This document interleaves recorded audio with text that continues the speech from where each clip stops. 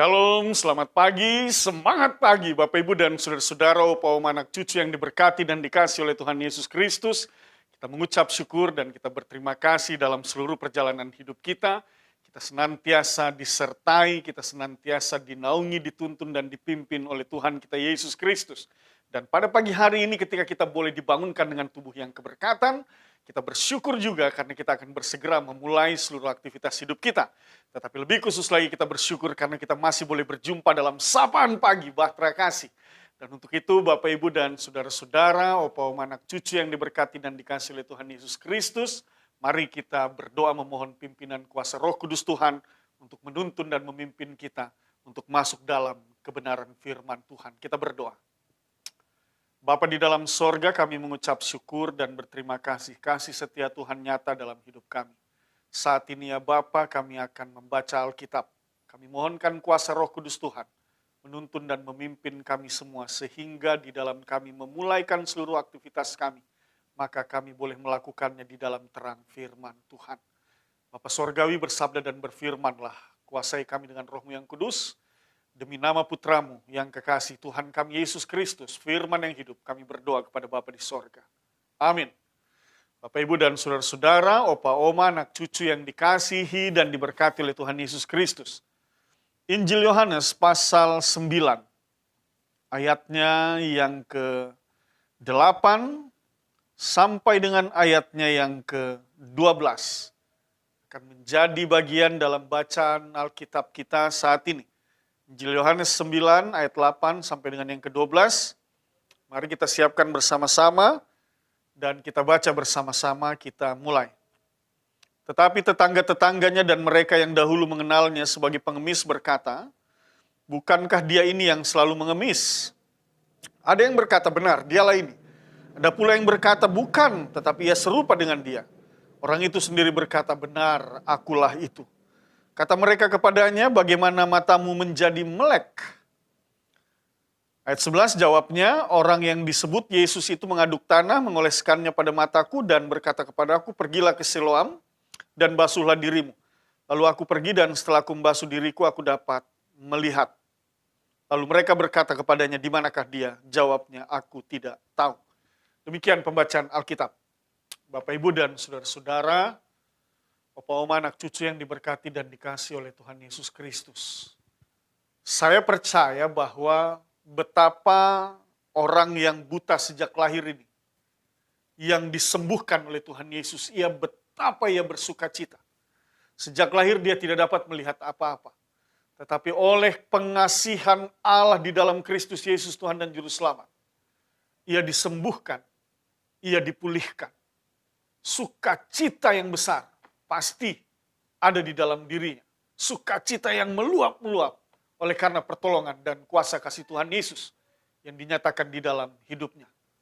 Bapak Ibu dan saudara-saudara yang dikasih oleh Tuhan Yesus Kristus, hari ini kita diperhadapkan dengan begitu banyak orang yang sakit secara jasmani fisik. Mereka dari yang terpapar oleh karena coronavirus disease 19, ataupun juga sakit penyakit yang disebabkan oleh karena cuaca yang sebentar panas, sebentar hujan, dan rentan sekali pada saat ini orang dapat terkena sakit penyakit. Semua orang merindukan untuk disembuhkan, semua orang merindukan untuk dipulihkan, dibebaskan, dilepaskan dari segala sakit penyakit yang mereka alami.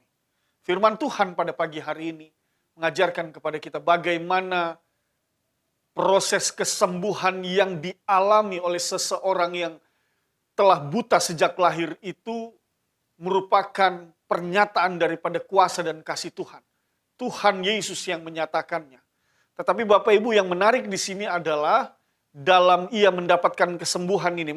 Mari Bapak Ibu dan saudara-saudara, kita lihat kembali dalam bacaan kita. Di sana dikatakan begini, pada ayat yang ke-11. Ketika orang bertanya di ayat 10, kata mereka kepadanya, bagaimana matamu menjadi melek?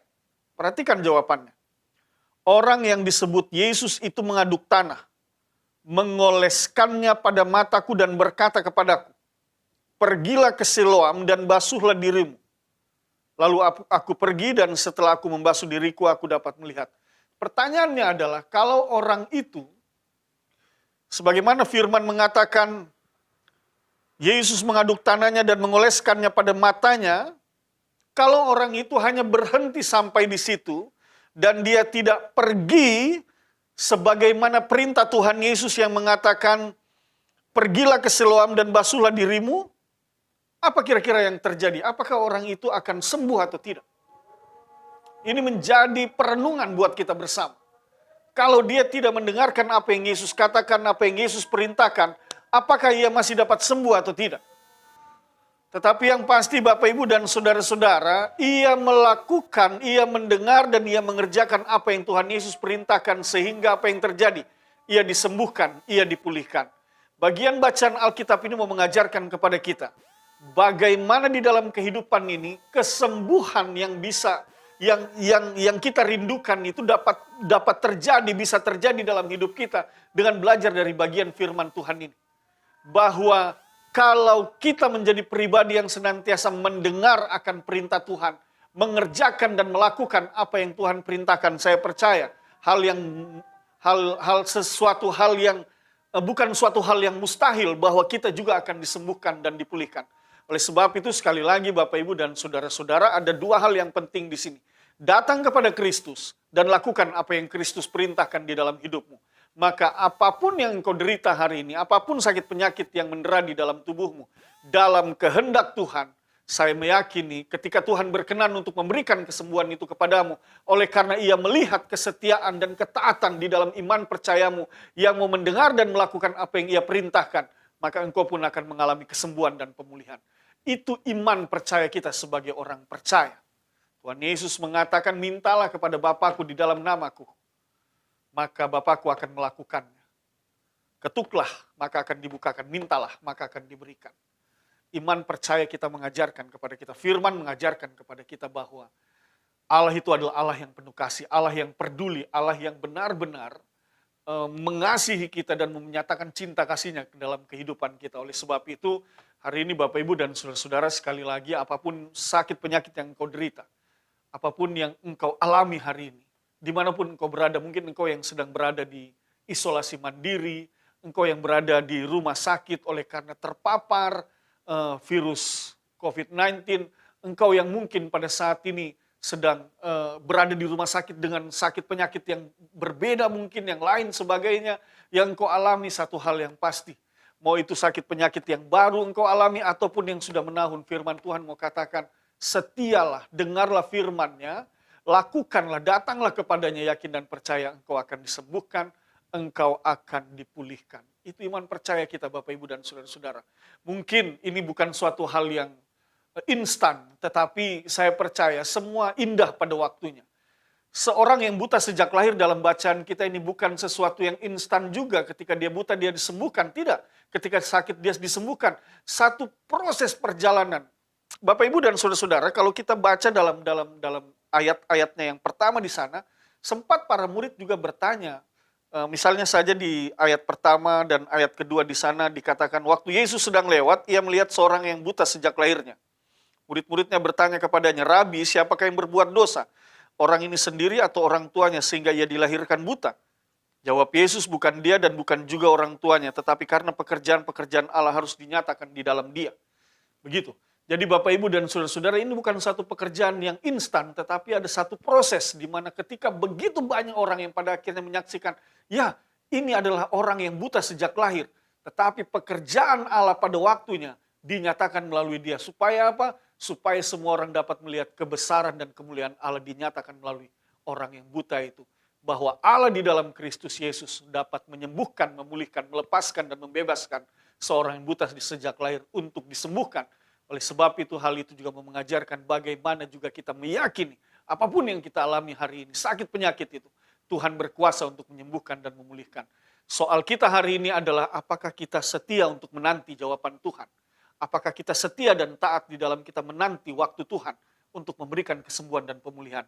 Sambil kita menanti pemulihan yang berasal dari Tuhan itu, biarlah kita hidup lebih dekat lagi dengan Tuhan. Biarlah kita terus mencari Tuhan, biarlah kita terus menyembah dan memuliakan Tuhan. Dan pada waktunya saya percaya Engkau yang berada di rumah sakit, engkau akan mengangkat kakimu dan keluar dari rumah sakit itu dengan sembuh dan dipulihkan. Engkau yang berada di rumah, demikian juga engkau akan dipulihkan. Kemenangan, sukacita, dan damai sejahtera akan engkau alami di dalam hidupmu.